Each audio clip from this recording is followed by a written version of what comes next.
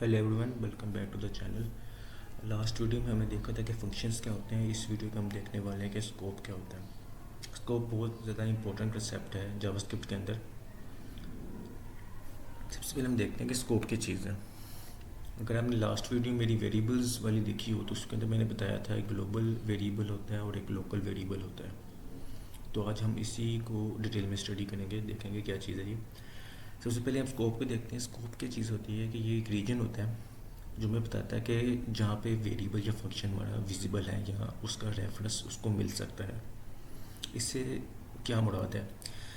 For example, जैसे कि अगर लास्ट टाइम हमने फंक्शंस जब हम कंसेप्ट देख रहे थे, उससे पहले हमने ब्लॉक्स को भी देखा था जब हमने इफ़ एल्स स्टेटमेंट और लूप्स का कंसेप्ट देखा था। तो मैंने आपको बताया था कि जहाँ पे नंबर ऑफ़ स्टेटमेंट्स अगर हमने चाह रहे हो कि एक बॉडी है जैसे इफ़ है, उसके अंदर अगर नंबर ऑफ स्टेटमेंट्स कंबाइन करना चाह रहे हैं तो उसके लिए हम ये कर्ली ब्रैकेट्स यूज़ करते हैं। तो यही कर्ली ब्रैकेट्स के अंदर जितनी भी स्टेटमेंट्स आएंगी ना वो सारी ब्लॉक स्कोप के अंदर होंगी।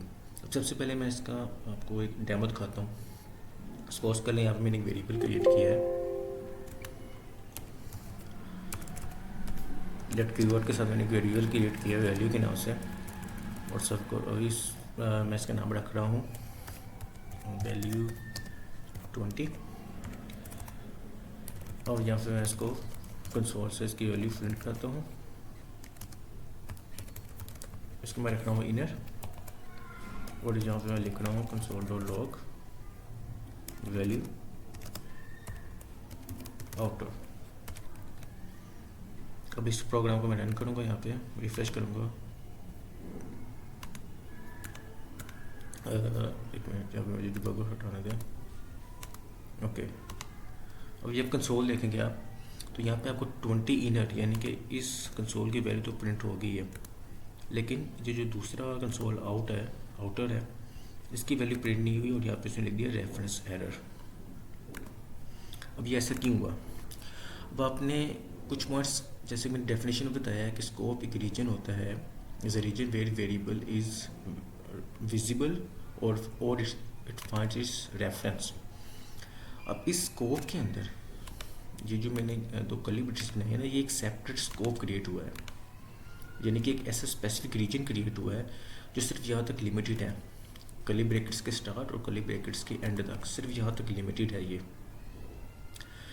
और ये जो मेरी वेरिएबल इसके अंदर डिफाइन किए हैं लेट कीवर्ड का यूज़ करके, इसकी वैल्यू, इसका रेफरेंस सिर्फ इस रीजन के अंदर ही मौजूद है, यानी कि इसका स्कोप सिर्फ यहाँ तक ही है, एक लिमिटेड स्कोप है, और मैं इसके अंदर ही इसको एक्सेस कर सकता हूँ। तो ये चीज़ होती है हमारी लोकल स्कोप के अंदर आता है, या इसको अभी आप स्कोप ही लें। अब मैं आपको बताता हूँ कि लोकल स्कोप का यहाँ पे जिक्र किया है। स्कोप जो है ना, अब स्कोप को हमने देख लिया कि स्कोप क्या होता है। एक स्पेसिफिक रीजन हमारा होता है जहाँ पे हम वेरिएबल या फंक्शन हम विजिबल होता है, जहाँ पे हम उसको एक्सेस कर सकते हैं। अब स्कोप के अंदर ही हमारे पास दो आते हैं, स्कोप ग्लोबल और दूसरा होता है लोकल। जो मैंने अभी आपको एग्जांपल दी ये लोकल स्कोप की थी। अब ग्लोबल स्कोप क्या है? ग्लोबल स्कोप ये होगा कि एनीथिंग, जो पूरी मेरी फाइल है, जो मैंने फाइल scope.js की फाइल बनाई है, इसके अंदर मैं यहाँ पे आउटर में जो भी वेरिएबल या फंक्शन डिफाइन करूँगा ना, वो global scope automatically global scope के अंदर आएगा। जैसे कि मैं यहाँ पे कोई भी जैसे कि वार कीवर्ड्स यूज़ करता हूँ, यहाँ पे लिख देता हूँ ग्लोबल वॉल, यहाँ पे लिख देता हूँ ग्लोबल, और मैं यहाँ पे इसको करता हूँ प्रिंट कराता हूँ इसको। मैं यहाँ पे मैं इसको सेव कराता हूँ, और यहाँ पे आप देखेंगे तो यहाँ पे आपको नज़र आएगा ग्लोबल। एक सेकेंड, इसको मैं करता हूँ बैक। यहाँ पे आप देखेंगे यहाँ पे आ रहा है ग्लोबल ग्लोबल लिखा आ रहा है। अब मैं यहाँ पे एक चीज़ दिखाता हूँ आपको इसकी। अगर मैं इस प्रोग्राम के अंदर जाऊँगा और यहाँ पे लगा लूँगा डिबगर, यहाँ पे मैं इसको डिबगर लगा लेता हूँ यहाँ पे। अब मैं जो है ना इसको दोबारा रन करूँगा, और आप देखेगा, ये देखिए इस साइड पे अगर आप टूल्स में आएंगे, डेवलपर टूल्स के अंदर आएंगे, तो इस सोर्स के अंदर ये डिबगर मैंने लगाया, और यहाँ पे आप देखेंगे ग्लोबल के अंदर आके ये सारे वो वेरिएबल्स हैं जो ग्लोबल लेवल पे, कुछ तो ये वेरिएबल्स और कुछ फंक्शंस होते हैं जो प्री डिफाइन होते हैं, ये आपको ग्लोबल के अंदर ही मिलेंगे। ठीक है, जैसे ये अलर्ट है, टॉप है, ब्लर है, ये ग्लोबल फंक्शंस ही हैं, यानी कि इसको हम यहाँ पे बाहर कहीं भी एक्सेस कर सकते हैं। अब जब मैंने ग्लोबल वैल डिफाइन किए हैं, मैं ग्लोबल वैल इसको देखूँगा।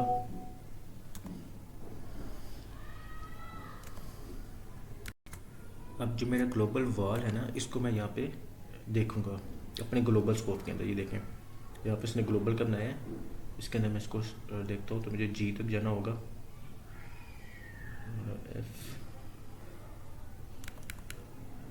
और ये देखें global global value, sorry global value है, और ये देखें इसकी वैल्यू भी अनडिफाइन आई हुई है।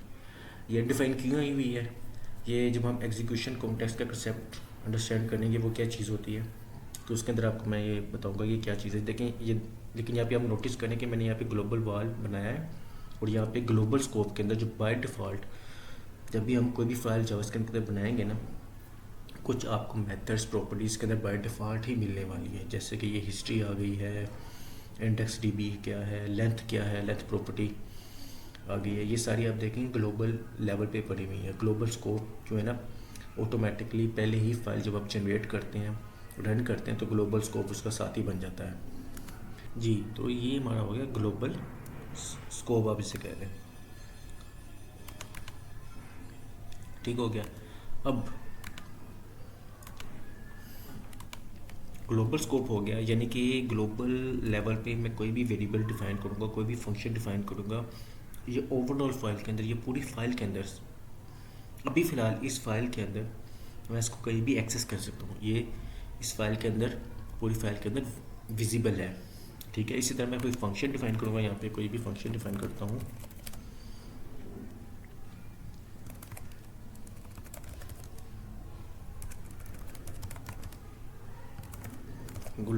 ग्लोबल फंक्शन एफ एन के नाम से मैं फंक्शन क्रिएट करता हूँ, तो ये भी मेरा एक ग्लोबल फंक्शन होगा। ठीक है, अब ये हो गया हमारा ग्लोबल स्कोप। इसके बाद आता है हमारा लोकल स्कोप। लोकल स्कोप में क्या होता है? लोकल स्कोप में दो आते हैं स्कोप, एक होता है फंक्शन स्कोप और दूसरा होता है ब्लॉक स्कोप। मैं आपको बताता हूँ फंक्शन और ब्लॉक स्कोप, बिल्कुल जैसे भी मैंने आपको ब्लॉक स्कोप का यहाँ पे थोड़ा सा समझाया है, इसी तरह फंक्शन भी इस तरह ही काम करता है, लेकिन थोड़ा सा डिफरेंस है, वो मैं आपको बताता हूँ क्या चीज़ है। सपोज कर लें ये मैंने ऊपर फंक्शन क्रिएट किया है, इसके अंदर अगर मैं कोई वेरिएबल डिफाइन करता हूँ, अब वो चाहे वेरिएबल लेट कीवर्ड हो, कॉन्स्ट कीवर्ड या वार कीवर्ड से मैंने बनाया हो, लेट, कॉन्स्ट या वार कीवर्ड। अभी मैं एक लेट से बना के दिखाता हूँ। इसके अंदर मैं स्ट्रिंग रख लेता हूँ लोकल एफ, और यहाँ पे मैं वार ही बना लेता हूँ, लोकल यूजिंग वार। ठीक है, और सेम मैं इसके अंदर यही वैल्यू ऐसे स्ट्रिंग रखा लेता हूँ। अब इसको मैं सिर्फ इसी के अंदर ही लोकल एफ एम और लोकल वार एफ एम, इसको सिर्फ मैं इसी फंक्शन के अंदर ही एक्सेस करता हूँ। यानी कि जो मैंने वेरिएबल्स, जब भी कोई वेरिएबल मैं फंक्शन के अंदर बनाऊंगा ना, इसकी एक्सेसिबिलिटी, इसका स्कोप सिर्फ यहाँ तक ही लिमिटेड होगा, इसका रीजन सिर्फ इतना ही डिफाइन होगा। इसको मैं आउट फंक्शन से बाहर मैं इसको एक्सेस नहीं कर सकता। यानी कि अगर मैं यही कंसोल कॉपी करके यहाँ पे ग्लोबल स्कोप पे इसको मैं प्रिंट करने की कोशिश करता हूँ, तो ये मुझे एरर थ्रो कर देगा। ठीक है, और मैं इस फंक्शन को पहले कॉल करता हूँ,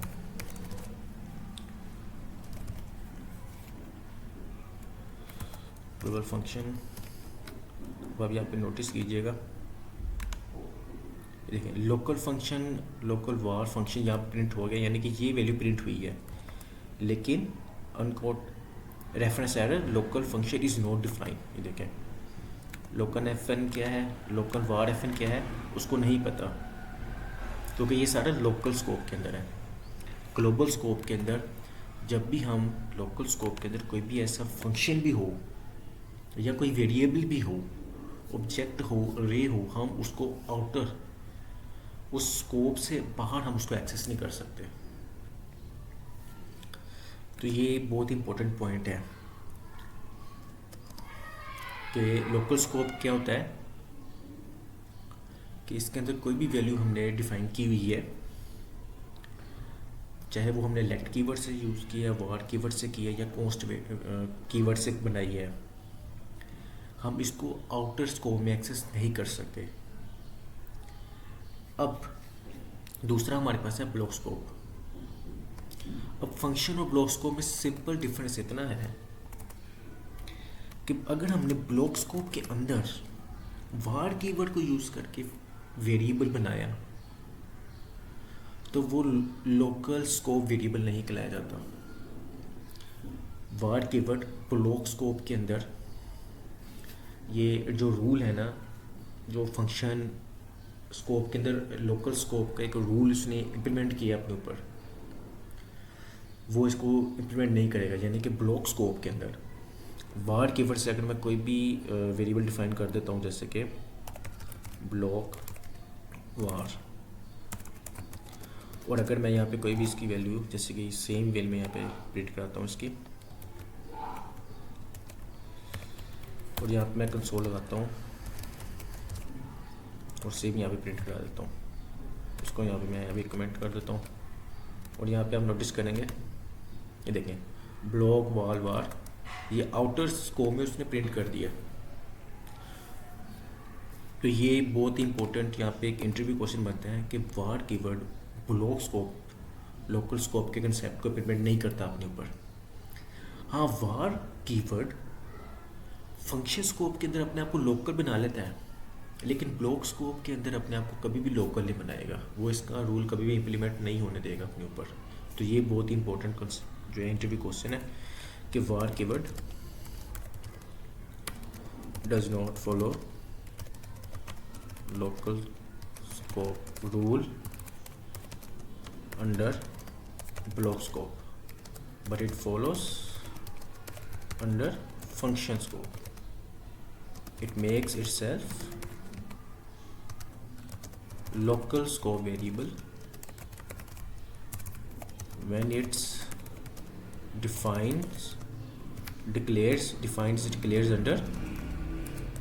declares under only function.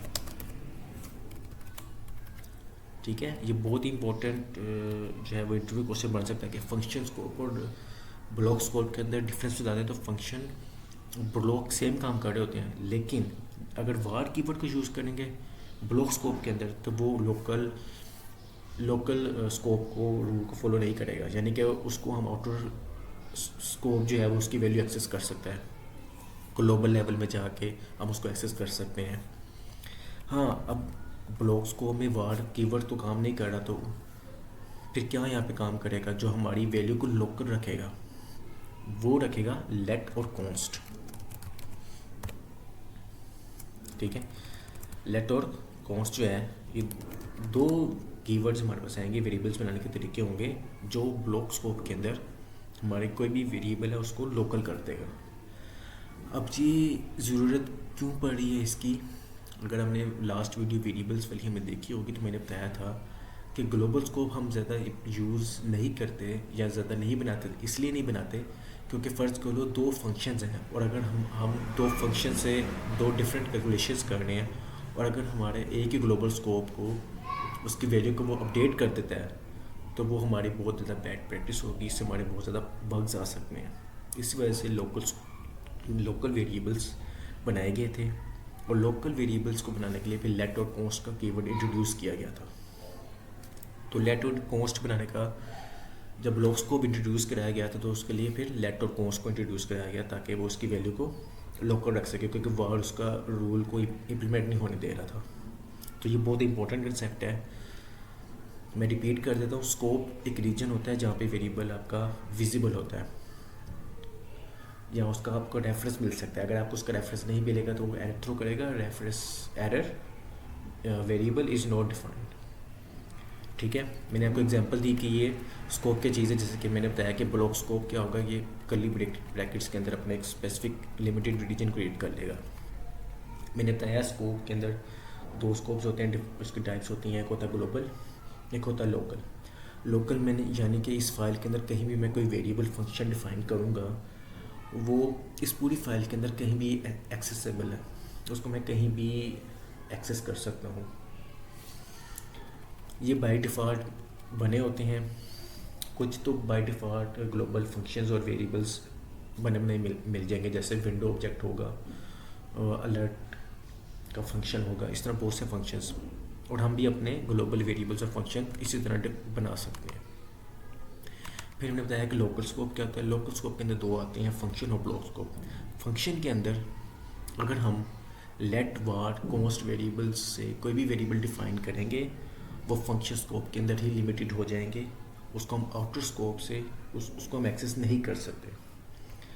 और ब्लॉक स्कोप के अंदर अगर हम चाहते हैं कि हमारा वेरिएबल लोकल स्कोप बन जाए, तो हमें एक लेट और कॉन्स्ट से अपना वेरिएबल डिफाइन करना होगा, ना कि वार से।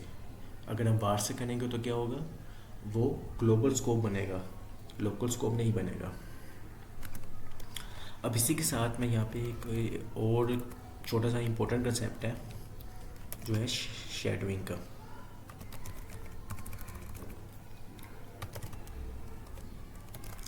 शैडोइंग कंसेप्ट कुछ इस तरह का है कि अगर ग्लोबल स्कोप पे, ग्लोबल लेवल पे एक वेरिएबल पड़ा हुआ है हमारे पास, जैसे मैसेज है, और अगर एक ब्लॉक स्कोप के अंदर या एक फंक्शन के अंदर ही, अब कह लो अभी मैं ब्लॉक स्कोप ले रहा हूँ, इसके अंदर ही सेम नेम के साथ मैंने कोई डिफाइन किया हुआ है, और यहाँ मैं इसको एक्सेस करता हूँ,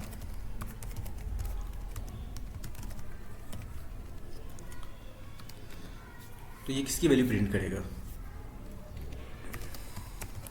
जब मैं लिखता हूँ लोकल शैडोइंग,